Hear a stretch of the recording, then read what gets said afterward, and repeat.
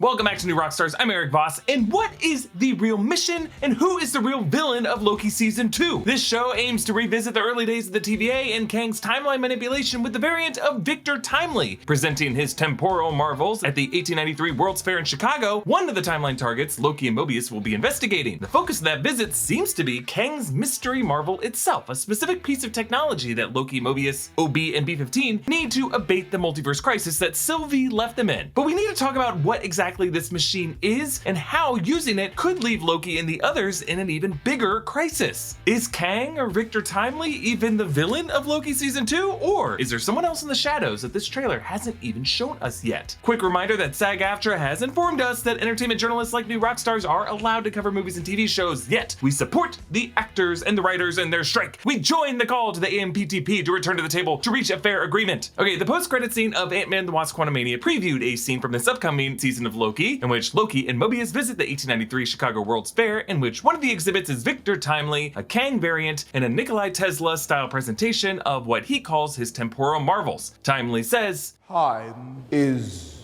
everything. It shapes our lives, but perhaps we can shape it."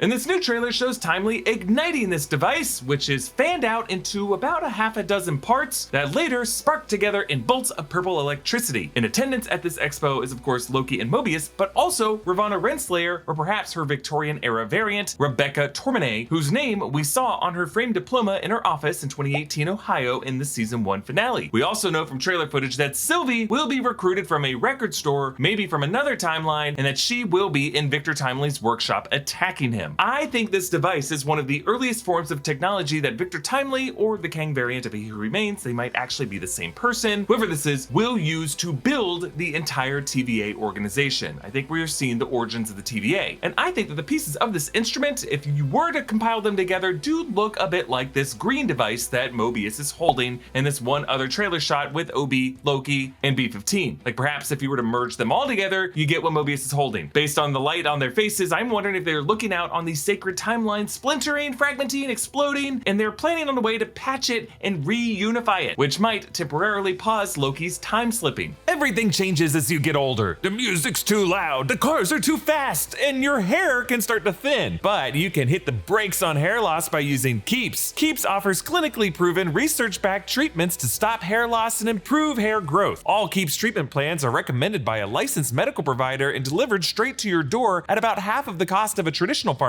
Each treatment plan comes with a full year of unlimited messaging so you can connect with your medical provider about anything, anytime. Keeps has a network of expert medical advisors, prescribers, and care specialists to support you in making your hair goals a reality. 2 out of 3 guys will experience hair loss by the time they're 35, but with Keeps, you can get quality expert care without ever visiting a doctor's office or pharmacy. Whether you're looking to prevent hair loss, stimulate hair growth, or just take better care of the hair that you have, Keeps has you covered. Hair loss stops with Keeps. To get a special offer, go to keeps.com/newrockstars or click the link in the description. That's keeps.com/newrockstars. I kind of like this idea of parts of a machine coming together to form a cryptic MacGuffin because it reminds me of the algorithm device and Christopher Nolan's Tenet, a movie that I've had on the brain since it thematically set up Oppenheimer. But you'll notice the device on the far left end has, it looks like, 5 nozzles and a rotating joint that could be used to absorb incoming timelines and then twist them together like rope into one braided sacred timeline. This might be the same device that we see elsewhere in the trailer, what I've been calling the patch, that is used to weave the chaos of a multiverse and unpredictability into one controlled timeline. We could start calling this a timeline unifier, and I think it's what Victor Timely was referring to when he said, "Perhaps we can shape it." So it seems like, at least in the first 2 episodes of Loki Season 2, Loki, to stop his time slipping, will reunite with Sylvie from another timeline, go back to 1893 to the Chicago World's Fair to find Victor Timely's original timeline unifier temporal marvel, snatch it, incur the wrath of a skirted Ms. Minutes, and then bring it back to the TVA to try to patch the multiverse. And it might work, but only temporarily. Because folks, I've analyzed trailers and Marvel's marketing practices for the past 7 years, and I can tell ya, this trailer is really just just showing us the first 3 episodes or so worth of footage. Loki time slipping, reuniting with Sylvie, the World's Fair, and Victor Timely and Rebecca Tormenay, some stuff on this temporal arc of some kind with lifeboats, and then an episode 3 side mission with Brad Wolfe and Zaniac at a London movie premiere. We just saw the same kind of thing in Loki season 1 trailers. There's a lot from the first 2 episodes of the show, but only brief snippets here and there of things like the Void or the Citadel. Really, the irony of this plan is, if Loki and the others work to patch the broken multiverse early on in Loki season 2, that would be playing right into the second of He Who Remains 2 offered options. You remember those? That was to either kill him and unleash his variants, or to take his place and take over the TVA. This would be to take over the TVA, to maintain the sacred timeline in his stead. But that is not what Sylvie chose. Sylvie chose the first option, to kill He Who Remains, even if that would risk unleashing his variants, though variants waiting in the wings from the Kang Dynasty arena in the Quantumania mid-credit scene. And the Sylvie we're seeing in this trailer, in the record store, the one working at the McDonald's, I don't think is our original Sylvie who killed He Who Remains. We don't know where she is. I think that's Sylvie and what she wants, a dead He Who Remains, a shattered multiverse, the ability to whack-a-mole Kang after Kang after Kang, is what this trailer is not showing us. I think Sylvie, not Kang, but Sylvie will be the true villain of Loki season 2. Because one of the bigger casting announcements ahead of this season, who is nowhere to be seen in any trailer footage so far, has been Kate Dickie, perhaps best known for playing Lady Lysa Arryn in Game of Thrones. She has been confirmed to be part of this season, but we do not, as of this taping, know what character she is playing. I think she might be playing Sylvie Prime, the Sylviest Sylvie, or you could say even the Lokiest Loki. Technically, the Loki variant most eager to let the multiverse burn if it means that she can replace Kang the Conqueror as the ultimate Nexus being. I just wonder if it might be too much to make Kang the predominant villain of Loki season 2, because Marvel Studios definitely has bigger plans for the character beyond this season, and by making Sylvie the villain of the season, they'll just have a bit more control over the narrative and some more flexibility to handle whatever ends up happening with Jonathan Majors. Now, I am not saying Marvel Studios pivoted to swap in Sylvie as the villain of season 2 instead of Kang. I think this has always been the plan. Really, the Loki writers would have had less than a few weeks to rewrite anything after Majors' legal drama came out in April 2023 and the WJ went on strike in May 2023, and we would have heard more about production being rushed through ahead of the actors' strike in July. I saw the very first Loki teaser back in September of 2022 at D23, and much of what we see in this new trailer is pretty much the same footage. They didn't change much about this. This has always been the plan, I'm pretty sure. And ultimately, I just think it makes for a better Loki story to use Sylvie as the ultimate antagonist, because she has deeper emotional stakes with the Loki variant L1130, and ultimately in the Loki season 1 finale, it really was more of a Loki versus Sylvie battle. He Who Remains, or Kang, is more of an Emperor Palpatine shadow architect of everything. He's a passive observer, looking at the bigger picture. In fact, I think Kang being emotionally detached from everything is what really made him less effective as a villain in Quantumania, and it'll just be more interesting to see the character as a villain once we know more about the Dynasty's history with heroes like the Fantastic Four. Personally, I'm just more excited for Loki to accidentally end up playing He Who Remains' game and betraying his soulmate variant who wanted to break that cycle. But I want to hear from you. What do you think Loki's mission will be in Loki season 2, and who do you think will be the final villain? Please subscribe to all 3 channels in the new Rockstars network. You can follow me on all social platforms at EA Voss. Thanks for watching, and I'll see you next time. Bye.